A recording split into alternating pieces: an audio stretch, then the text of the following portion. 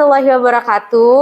Halo sahabat sehat kali abang. Senang sekali dapat bertemu lagi dengan saya Nur Handayani dari Promosi Kesehatan Puskesmas Kali Abang Tengah dalam episode terbaru Sipokat siaran podcast Kali Abang Tengah. Bagaimana nih kabar sahabat sehat Kali Abang semua? Mudah-mudahan selalu dalam kondisi yang baik dan selalu dalam lindungan Tuhan Yang Maha Esa. Baik, untuk pembahasan Sipokat hari ini atau episode kali ini, saya sudah kedatangan narasumber yang sudah hadir di sebelah saya. Ya, jadi Sipokat episode kali ini akan membahas terkait tema pengelolaan sampah non-medis di lingkungan UPTD Puskesmas Kali Abang Tengah. Nah, tanpa berpanjang-panjang lagi, kita minta narasumbernya untuk perkenalan terlebih dahulu. Yuk, silahkan Kak. Oke, selamat pagi. Assalamualaikum warahmatullahi wabarakatuh, teman-teman semua. Perkenalkan, nama saya Muhammad Fadli Syadat. Biasa dipanggil Syadat. Saya di sini sebagai sanitarian terampil di Puskesmas Kali Abang Tengah. Oke, Kak Syadat bagaimana kabarnya? Alhamdulillah baik, Kak. Alhamdulillah, semoga sehat terus ya. Amin. Oke, tentunya Kak Syadat saat ini posisinya atau bertugas di Puskesmas Kali Abang Tengah sebagai seorang sanitarian ya. Betul. Nah, kalau sanitarian itu boleh dijelasin sedikit aja Kak, job desk-nya apa aja nih kalau di level puskesmas? Oke, baik. Sanitarian di level puskesmas itu kita kurang lebih, bahasa umumnya nih ya, orang biasanya nyebutnya kita tuh avatar. Panah biru dong. Iya, jadi karena kita pengendalian air, tanah, udara, api gitu kan. Nah, salah satu kegiatan yang biasa kita lakukan di puskesmas itu ada yang di dalam gedung dan di luar gedung.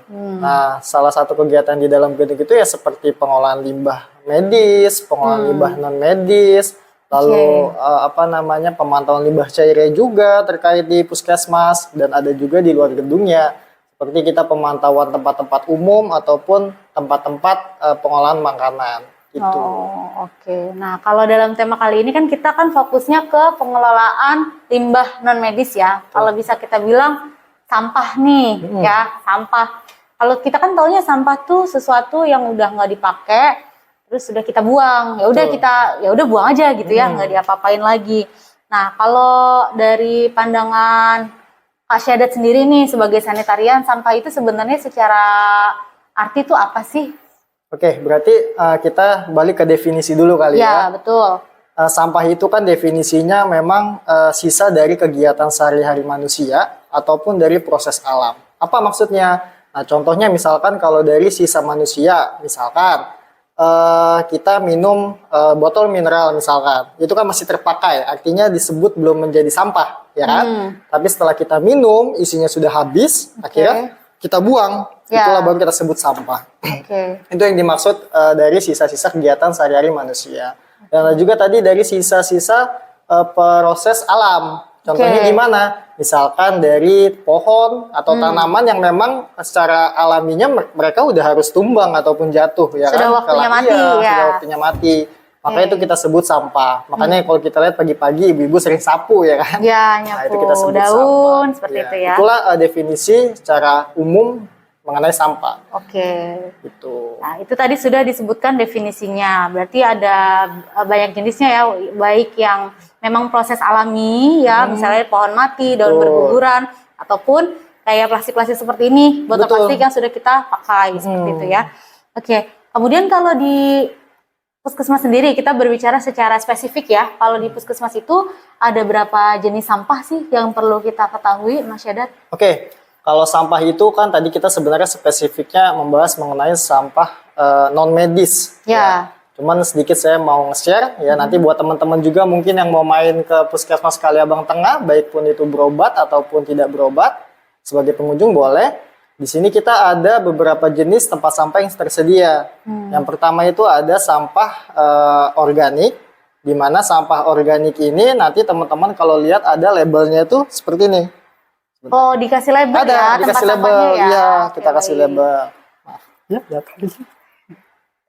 kita kasih label. Nah, sampah organik nanti teman-teman bisa melihat di tempat sampahnya ada label seperti ini. Ya, warna hijau ya. Warna hijau. Jadi kita kasih identik warna hijau dengan tulisan sampah organik dan jenis-jenis sampahnya. Jadi teman-teman di saat membuang sampah tidak bingung, ini apa sampah yang harus saya buang ke tempat sampah ini. gitu ya. Ini yang pertama. Oke. Lalu yang kedua, nanti teman-teman juga ketemu label seperti ini. Ya. Warnanya biru. Warnanya biru. Ya, namanya sampah anorganik. Anorganik, baik. Ya, kebalikan dari sampah organik. Di mana sampah organik yang tadi itu sampah-sampah yang memang mudah diproses sama alam. Oke. Secara alami, tanpa bantuan apapun. Oke. Nah, kalau sampah anorganik, nah ini adalah sampah-sampah yang sulit diproses oleh alam. Contohnya apa? Contohnya seperti di sini. Kaleng bekas, plastik bekas, dan sebagainya. Nah, teman-teman nanti bisa buang sampahnya di label seperti ini. Lalu yang ketiga, nanti teman-teman juga ketemu label yang seperti ini. Warnanya kuning. Warnanya kuning terang Ya, ya. warnanya kuning terang. Ini sampah infeksius. Ya, jadi sampah infeksius ini intinya adalah sampah-sampah yang terkontaminasi gitu loh oleh misalkan darah atau cairan tubuh gitu. Misalkan seperti kita habis dari puskesmas, habis ambil darah, biasanya kan kita dikasih alkohol swab ya. Nah, itu masuknya ke sampah infeksius. Oh, dibuangnya ke tong sampah yang labelnya sampah infeksius. Dia identik dengan warna kuning, baik labelnya maupun nanti plastik sampah yang ada di tempat sampahnya. Itu warna kuning. Gitu. Jadi teman-teman harus buangnya ke situ. Termasuk masker nih ya. Kalau termasuk kita masker. mau ganti masker ya, itu dibuangnya ke tempat sampah yang labelnya warna kuning ya. Kuning. Betul. Ya. Selanjutnya masih ada lagi? Ada lagi satu lagi. Ini yang B3. Warnanya merah. Tapi ini biasanya bukan buat umum sih ya, lebih ke petugas. Karena di sini ada salah satu contohnya B3 itu obat kadaluarsa. Intinya adalah sampah-sampah yang bahannya berbahaya dan beracun. Nah, masuknya ke sini. B3 singkatan dari apa? Bahan berbahaya dan beracun. Bahan berbahaya dan beracun. Oh, tapi bukan pengunjung ya yang handle biasanya pegawainya ya atau petugas ya. Oke, seperti itu. Berarti tadi ada jenis ya. Kita melakukan jenis memisahkan sampah ya berdasarkan jenisnya ada 4. Yang pertama sampah organik, tadi labelnya warna hijau, ada tempat sampah khusus sendiri. Kemudian sampah anorganik, labelnya warna biru. Terus sampah infeksius dan juga sampah B3 seperti itu. Nah, dari masing-masing jenis sampah itu cara mengelolanya tuh seperti apa sih? Apakah sama atau berbeda? Oke, beda ya. Jadi untuk pengelolaannya emang beda ya. Kita bahas yang sampah non medis atau ya tadi yang kita lihat tadi labelnya yang warna biru dan warna hijau, yaitu sampah organik dan sampah anorganik. Ya, mereka itu berdua masuknya ke sampah non medis kalau di puskesmas. Nah, cara mengelolanya gimana? Nah, cara mengelolanya adalah untuk sampah yang anorganik, yang warna biru tadi, yang isinya adalah plastik, terus botol plastik, ada kaleng dan sebagainya macamnya yang sulit memang diproses oleh alam.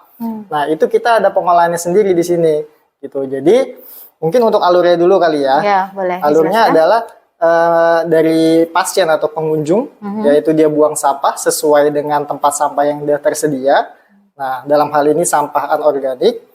Nah, setelah itu dari sampah tersebut setelah sudah isinya sudah kurang lebih 3/4 ya atau tidak melebihi kapasitas tempat sampah, nanti diangkut oleh tim kebersihan kita atau tim cleaning service. Nah, nanti mereka bawa ke TPS ya atau tempat penampungan sementara. Nah, dari TPS tersebut nanti kita pilah lagi ya untuk sampah-sampah yang memang kita bisa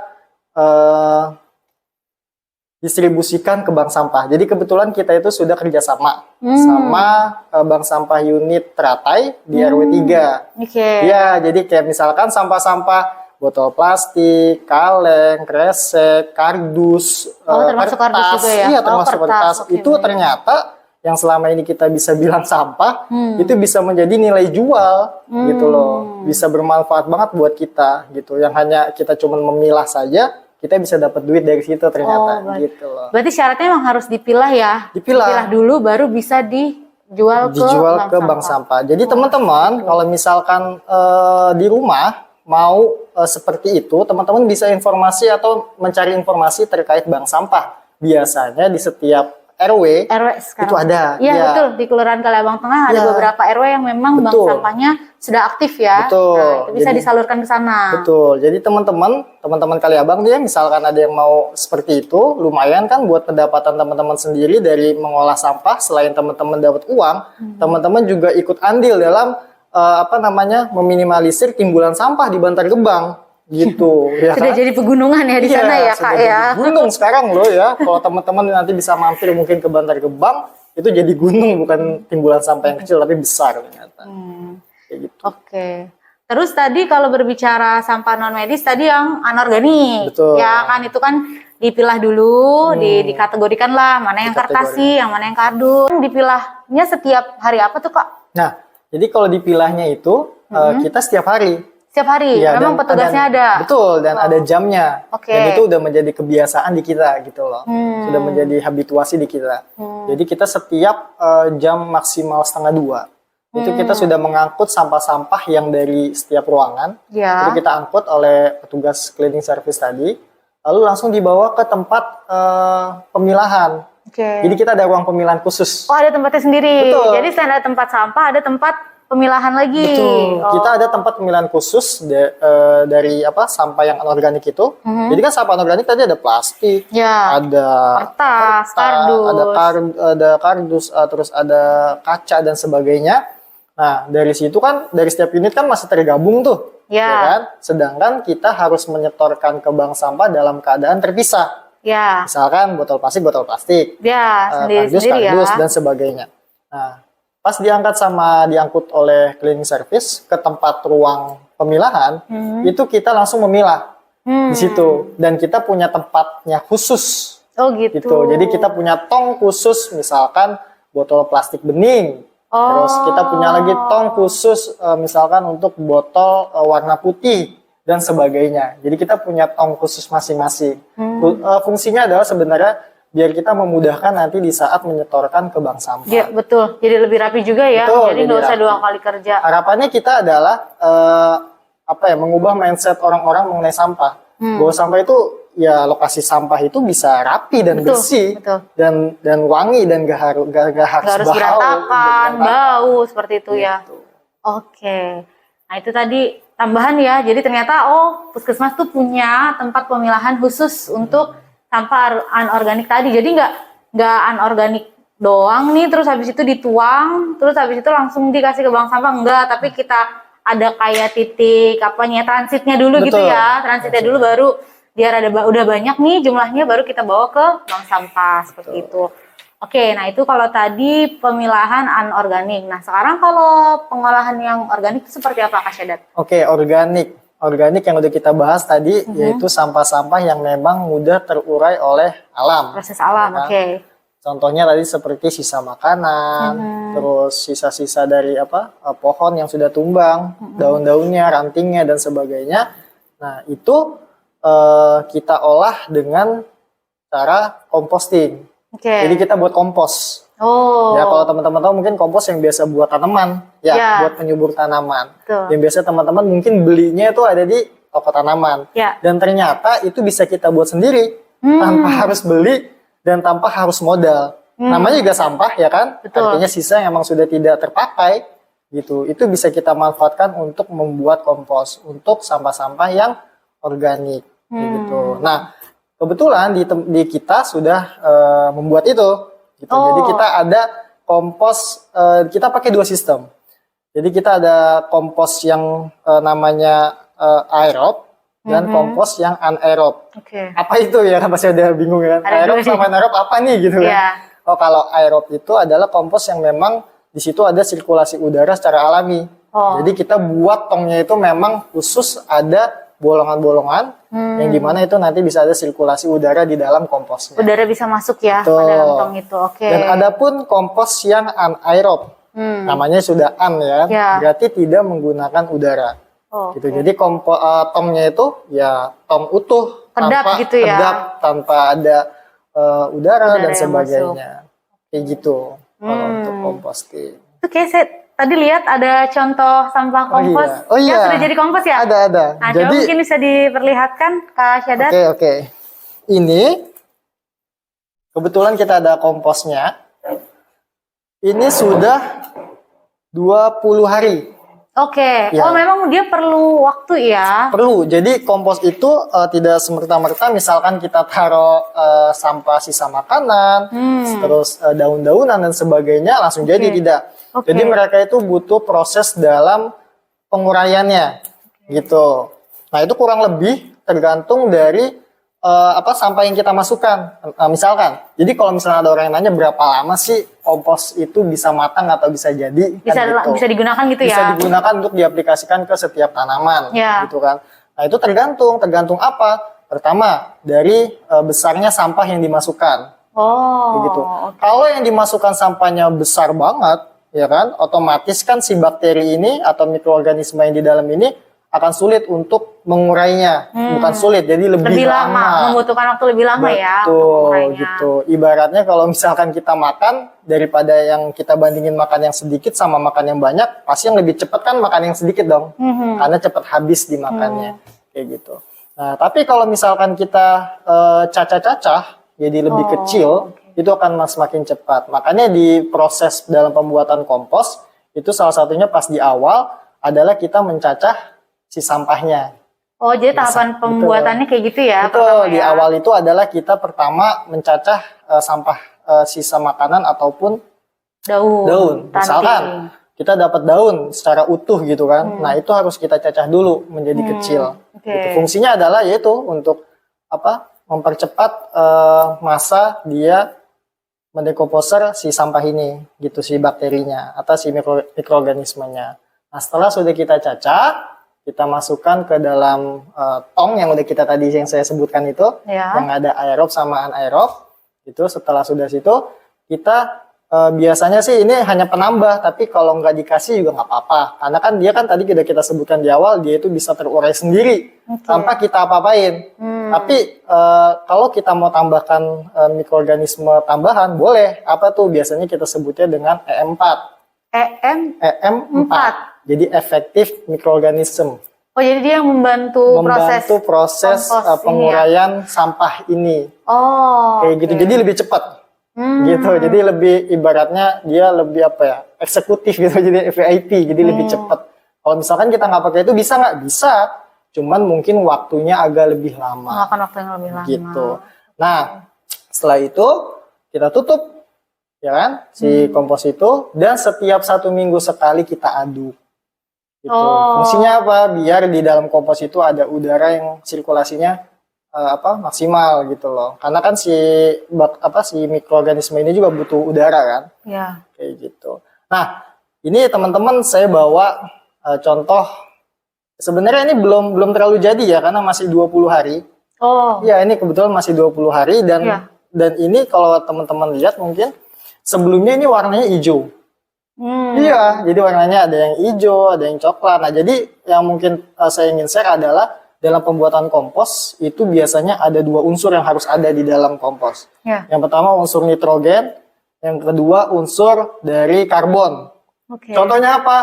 Nitrogen. Nah, nitrogen itu adalah sampah-sampah hijau. Nah, biasanya mengandung air lebih banyak. Contohnya apa? Yaitu misalkan buah-buahan, sayur-sayuran hijau. Nah, itu dia masuknya ke dalam komponen unsur nitrogen. Nah, yang satu lagi, itu kita harus ada penyeimbang. Jadi jangan kita masukkan nitrogen semua ke dalam. Gitu, akhirnya nanti nggak maksimal hasilnya. Nah, kita masukkan juga kandungan karbon. Contohnya apa? Karbon itu adalah sampah-sampah coklat. Yang biasanya warnanya coklat. Iya, betul. Contohnya apa? Ya contohnya seperti sekam padi, terus misalkan daun-daun yang udah kecoklatan, ya kan? Itu bisa juga. Nah, itu dimasukkan juga ke situ. Perbandingannya gimana? Perbandingannya kalau bisa yang 1:2. Satunya apa? Satunya itu yang kandungan nitrogen, yang tadi sampah-sampah hijau, dan yang duanya itu sampah karbon. Yang bersifat karbon seperti Betul. itu ya. Karena kalau kompos terlalu basah juga nggak bagus. Kan tadi nitrogen kan banyak mengandung air ya. Iya. Jadi kalau terlalu basah juga nggak terlalu bagus, dan terlalu kering pun juga nggak terlalu bagus. Jadi kalau bisa di tengah-tengah. Harus seimbang ya. Berarti maksudnya ada komposisi yang tepat. Jadi nggak cuma ya udah tanaman hijau-hijauan doang, terus nggak bisa gitu, nggak akan jadi kompos ya seperti itu. Jadi kurang maksimal nanti hasilnya. Kurang maksimal hasilnya, Ini sebenarnya dikit lagi udah mau jadi teman-teman. Nah, ini kebetulan belum saya ayak. Ya biasanya kan diayak lagi. ya nanti biasanya diayak lagi. Jadi dia dapat hasil yang Halus gitu halusnya. ya. Oh. Nah, teman-teman kalau beli kompos mungkin di tukang tanaman dan sebagainya itu sudah dalam keadaan lebih halus. Aslinya itu sebenarnya iya masih kayak banyak apa?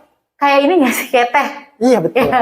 Kayak teh ya. Kalau kita Ini salah bikin satu teh. kalau dia udah mau panen itu warnanya agak kehitaman kecoklatan ya seperti ini. Gitu.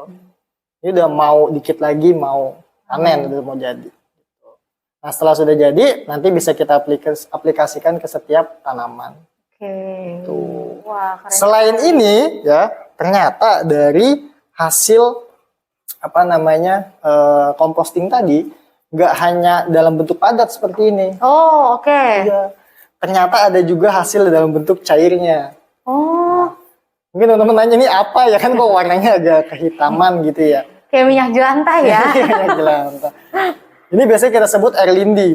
Lindi, memang Iya. ada namanya itu, dikasih nama itu. Betul, air iya. lindi. Jadi Oh. sisaan dari si sampah organik tersebut. Kan tadi yang kita bahas bahwa di sampah itu ada kandungan nitrogen.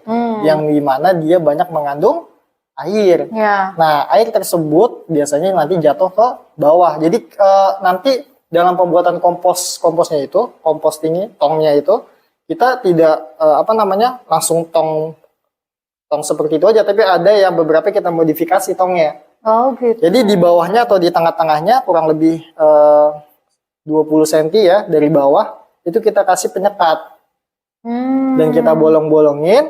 Jadi yang di atasnya padatnya di saat dia udah harus cairannya keluar nanti dia jatuh ke bawah. Gitu. Nah, nanti di bawah itu kita ambil airnya. Inilah Itu yang disebut lindi. air lindi dan ini bermanfaat juga untuk tanaman. Bisa dipakai juga berarti? Bisa. Oh, jadi kalau yang lindi ini dari sampah yang ini nanti dia netes terus ditampung jadi ini si lindi ini. Betul. Oh gitu. Tadi sampah yang ini tuh gabungan juga sama sampah sisa makan. Misalnya kita nih makan nasi nggak habis, kan dibuang tuh kita Betul. pilah nih masukin ke tempat yang organik. Itu dicampur juga? Campur. Oh dicampur memang semua jadi satu gitu ya? Betul. Jadi tujuan kita pengolahan ini adalah yang pertama memang buat pengurangan timbulan sampah. Timbulan sampah di Bantar Gebang. Ya tidak hanya di Bantar Gebang, tapi di dalam ruang kecil atau ruang lingkup kecil dalam puskesmas ya kita mengurangi timbulan sampah di TPS kita. Betul. Yang nantinya diangkut oleh pihak ketiga yang kita kerjasama dengan Dinas Lingkungan Hidup. Nah, kita untuk mengurangi itu. Dan alhamdulillah dari hasil itu kurang lebih dari hasil yang anorganik aja kita sudah timbang dalam kurang lebih 25 hari itu kita menghasilkan 43 kilo. 43 kilo? 43 kilo sampah anorganik. Yang Banyak sebelumnya banget ya. mungkin karena program ini kan baru kita jalanin ya. Baru jalan ya? Ya kita Baik. jalanin. Berarti yang sebelum-sebelumnya ada 43 kilo itu yang dibuang saja ke TPA. Tempat sampah, betul. 43 kilo Tanpa tuh dipilah gitu tanpa ya? dipilah. Kan lumayan teman-teman 43 kilo ya. Ini belum dihitung sama sampah organik. Oke. Sampah organik ini mungkin kurang lebih ada 10 kiloan kita. Oh. Iya. Jadi lumayan kurang lebih ada 55 kilo yang kita olah di puskesmas ini. Dan jadi manfaat gitu Dan ya? jadi manfaat. Nggak cuma berakhir di Betul. Bantar Gebang aja. Betul. Seperti itu. Oke, wah keren. Ini ilmu baru sih ya buat saya. Maksudnya ternyata ini punya sebutan namanya Iya, betul, lindi air lindi. dan bisa buat tanaman. Kalau ini memang bentuknya benar-benar kayak saya tadi bilang kayak teh ya teman-teman kalau yang suka ngeteh. Tapi ini ternyata belum selesai ya. Maksudnya belum terlalu matang ibaratnya seperti itu. Nanti akan diayak lagi yang halus dan akan dipakai buat tanaman seperti itu. Oke. Mungkin teman-teman ada yang nanya, Kak itu bau nggak? Itu kan sampah ya, betul nggak sih? Ibaratnya sampah ya. Iya, namanya betul. sampah pasti identik dengan orang-orang awam mungkin aduh bau ya Geli, segala macam ya kan? ya kan. Bau busuk namanya juga sisa-sisa makanan, betul nggak? Betul. Pasti bau. Nah, memang awalnya bau teman-teman, tapi setelah kita sudah buat kompos seperti ini, yang tadi saya bilang sampai kurang lebih 20 hari, 30 hari, 40 hari, nanti kalau dia sudah jadi itu dia nggak bau sama sekali, gitu. Mungkin Kakak Nurhan bisa cium ya? Nggak cium bau sih, ya? nggak Nggak kecium kecium baunya. ya? Iya kan? Bener-bener udah kayak seperti tanah aja teman-teman ini. Udah seperti tanah gitu loh. Dan nggak ada belatung, nggak ada gitu. Jadi Oh, untuk yang organik ini nggak timbul belatung sama sekali karena ditutup juga sih ya? dalam prosesnya ada. Dalam prosesnya Khususnya adalah yang pakai sistem Aerob. yang pakai ada udaranya. Yang udara masuk Itu ya? biasanya ada belatung banyak. Tapi nggak apa-apa teman-teman, kalau ada belatung ya itu salah satu bagus juga, karena kan belatung itu juga membantu untuk mengurai si sampah gitu. Jadi yang besar-besar ini kan biasanya mereka makan gitu, sampah-sampah organik. Gitu. Jadi nantinya belatung itu akan hilang. Oh gitu. Iya, di saat sudah mau matang nanti kelihatan. Gitu. Oke. Si belatungnya udah mulai hilang. Oke, wah ternyata menarik sekali ya. Jadi memang Kak Syadat ini baru bergabung di Puskesmas Kaliabang Tengah juga, dan program pemilahan sampah ini juga baru berjalan berapa bulan ya, 2 bulan paling 2 lah ya. bulan, ya. Dan apa namanya, ternyata dari yang kita konsumsi sehari-hari, kemudian dari sampah-sampah yang terlihat tidak berharga, ternyata setelah dipilah itu kita taruh ke bank sampah lumayan gitu ya ternyata. Dan apa namanya, itu justru membantu memelihara lingkungan kita ya, seperti itu ya. Jadi nggak cuma ngandelin tukang sampah doang nih ya. Kadang-kadang kan kita kita udah buang sampah di tempat sampah, jadi sisanya terserah ke tukang sampah gitu ya. Enggak gitu juga gitu ya. Kita bisa mulai dari diri sendiri ya. Kalau misalnya di Puskesmas Kaliabang Tengah, misalnya di lingkup terkecil di puskesmas kita seperti itu ya. Dengan adanya program ini, jadi teman-teman di Puskesmas Kaliabang Tengah sekarang rajin nih milah, naruh misalnya botol plastik yang udah dipakai di tempatnya, kemudian nanti akan diolah seperti itu. Mungkin ada penutup dari Mas Syadat? Oke, penutupnya adalah masalah kelola sampah ini ternyata nggak sulit. Ya. Intinya adalah kemauan kita ada atau enggak. Oke. Gitu. Jadi intinya adalah statement akhir saya, kelola sampah dengan bijak. Oke, karena kita cuma punya satu bumi ya. Betul. Kita cuma punya satu bumi yang akan kita tinggali buat anak cucu kita nanti. Dan mungkin untuk teman-teman semua, bahwa sebenarnya sampah ini tanggung jawabnya nggak cuma di bebannya ada di tukang sampah atau di pemerintah, dalam hal ini mungkin Dinas Lingkungan Hidup seperti itu ya. Tidak, tapi tanggung jawab kita bersama. Maksudnya kalau misalnya memang kita bisa mulai dari diri sendiri, dari kalau di puskesmas, lingkup puskesmas, kalau di rumah, lingkup rumah sendiri, untuk mulai minimal adalah memilah sampah. Jadinya bisa jadi barang atau jadi hal yang bermanfaat seperti itu. Oke, terima kasih ya Mas Syadat atas waktunya dan juga sharing ilmunya.